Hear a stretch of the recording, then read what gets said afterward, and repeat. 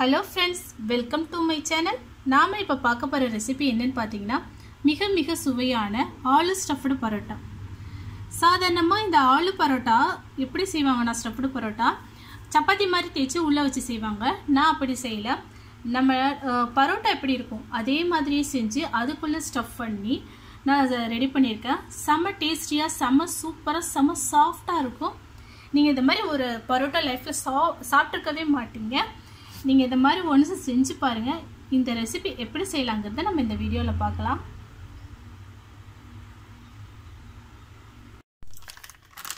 அரை கிலோ மைதா எடுத்துக்கிறோம். இதுக்கு தேவையான அளவு உப்பு, ஒரு 3 டீஸ்பூன் நெய் சேர்த்துக்கங்க.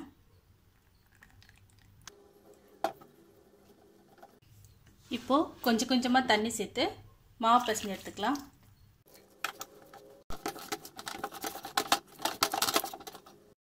நல்லா பிசைஞ்சாச்சு. இப்போ இதுல கொஞ்சமா எண்ணெய் தேய்ச்சிக்கலாம். இப்போ இதை ஒரு மூடி போட்டு மூடி வச்சிடலாம். இது ஒரு 3 மணி நேரத்துக்கு மேலே ஊறினாதான் நமக்கு பரோட்டா நல்லா சாஃப்டா கிடைக்கும். இதை நான் மூடி வச்சிடலாம். ஒரு பாத்திரம் அடுப்புல வச்சிருக்கோம். அதுல எண்ணெய் ஊத்திருக்கோம். எண்ணெய் காஞ்சதுமே கொஞ்சமா ஜீரகம் சேர்க்கிறோம். அது கூடவே கொஞ்சம் சோம்பும் சேர்க்கிறோம். ரெண்டும் நல்லா பொரிஞ்சு வரும்போது நம்ம ஒரு பெரிய வெங்காயத்தை சின்னதாக கட் பண்ணி வச்சிருக்கோம். அது கூடவே கறிவேப்பிலையும் சேர்த்துருக்கோம். இது கூட ஒரு 3 பச்சை மிளகாவை சின்னதாக நறுக்கி வச்சிருக்கோம். இதையும் சேர்த்துக்கிறோம். வெங்காயம் கண்ணாடி பத அளவுக்கு வந்தவொடனே நம்ம ஒரு அரை ஸ்பூன் இஞ்சி பூண்டு பேஸ்ட் சேர்க்கிறோம். இஞ்சி பூண்டோட பச்சை வாசனை போகிற அளவு வதக்கி விட்டுக்கலாம். இஞ்சி பூண்டோட பச்சை வாசனை போயிடுச்சு. இப்போ நம்ம மஞ்சள்தூள் சேர்த்துக்கிறோம். இது கூட சாட் மசாலா பவுடர் ஒரு அரை டீஸ்பூன் சேர்க்குறேன். இது கூட அரை கிலோ உருளைக்கிழங்க வேக வச்சு மசிச்சு வச்சிருக்கேன். அதை இது கூட சேர்த்துக்கலாம்.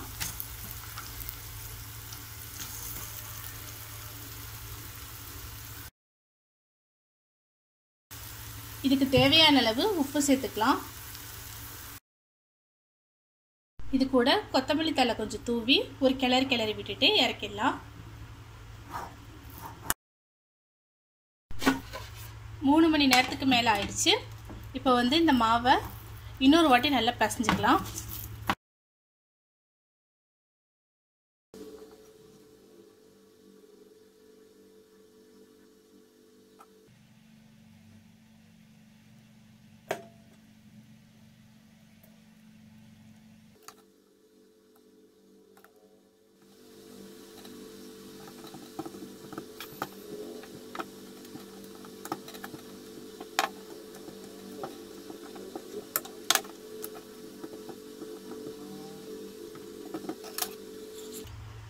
நடுவில் மட்டும் கீறினா போதும்.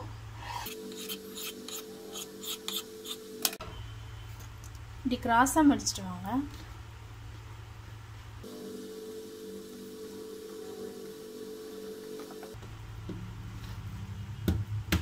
தட்டுங்க.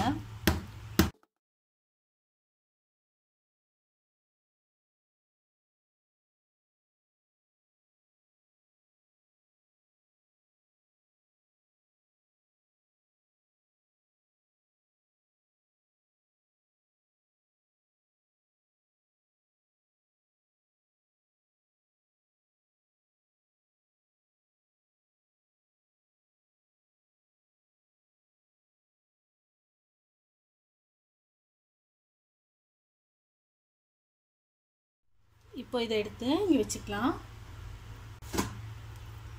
வச்சுட்டு கையாலே நல்லா இது பண்ணி விடுங்க.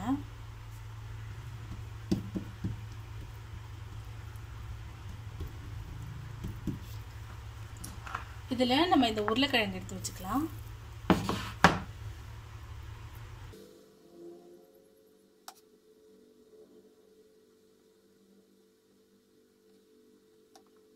இன்னொரு இதை பக்கத்துல இது பண்ணிக்கலாம்.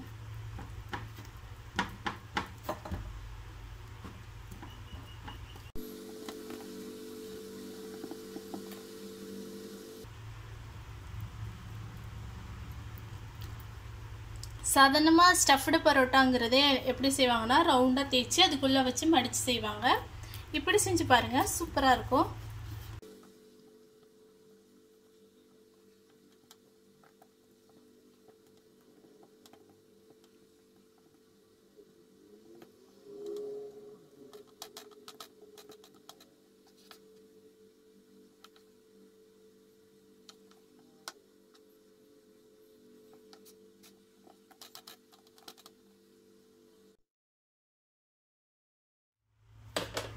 ஒரு தவா அடுப்பில் வச்சுருக்கோம், அதில் எண்ணெய் ஊற்றிருக்கோம் கொஞ்சமாக.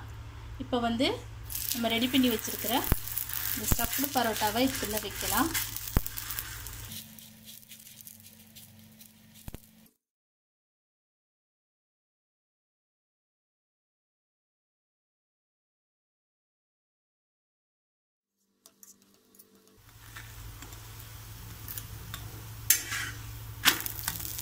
பாருங்கள், ரெண்டு பக்கமும் சூப்பராக வெந்துடுச்சு. இப்போ நம்ம மாற்றிக்கலாம்.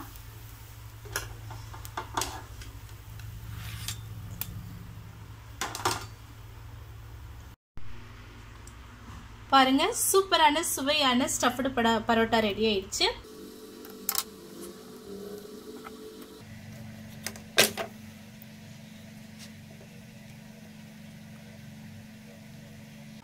இதை நீங்களும் ட்ரை பண்ணி பாருங்கள். நான் லேயர் பரோட்டா மாதிரி செஞ்சுருக்கேன். அடுத்தது சப்பாத்தி மாதிரி செஞ்சு அது நடுவில் வச்சு செஞ்சுருக்கேன். நீங்கள் இதை ட்ரை பண்ணி பாருங்கள். ட்ரை பண்ணி பார்த்துட்டு ஃபீட்பேக் சொல்லுங்கள். இதை மாதிரி மேலும் நல்ல நல்ல ரெசிபிக்கு மறக்காமல் கீழே உள்ள சப்ஸ்கிரைப் பட்டனையும் பெல் சிம்பிளையும் அழுத்துங்க. தேங்க்யூ.